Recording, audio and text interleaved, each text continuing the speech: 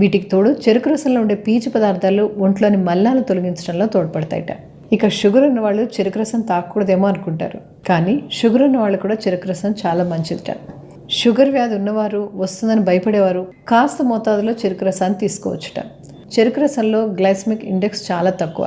అంటే ఇందులో ఉండే చక్కెర పదార్థాలు మన శరీరానికి ఒక్కసారిగా కాకుండా నిదానంగా శక్తిని అందిస్తూ ఉంటాయన్నమాట. అలాగే తీపి పదార్థాలు తినటం వల్ల పళ్ళు పాడైపోతాయని చెప్తూ ఉంటారు. చెరుకు రసం ఇందుకు మినహాయింపుగా నిలుస్తుంది. చెరుకు రసంలో కాల్షియం, ఫాస్ఫరస్ ఉండటం వల్ల పళ్ళ ఎనామిల్కు మరింత గట్టిదనం ఏర్పడుతుంది. పైగా చెరుకు రసంతో నోటి దుర్వాసన కూడా తగ్గుతుందట.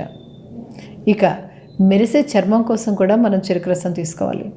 ఎందుకంటే చెరుకు రసంలో ఆల్ఫా హైడ్రోక్స్ యాసిడ్స్ అనే పదార్థాలు ఉంటాయట. వీటి వల్ల చర్మం మృదువుగా, యవ్వనంగా కనిపిస్తుంది అన్నది నిపుణుల మాట. అంతేనా, చర్మంలో తేమ ఉండాలన్నా, మొటిమల సమస్యలు తీరాలన్నా కూడా చెరుకు రసం దివ్య ఔషధంగా పనిచేస్తుందట.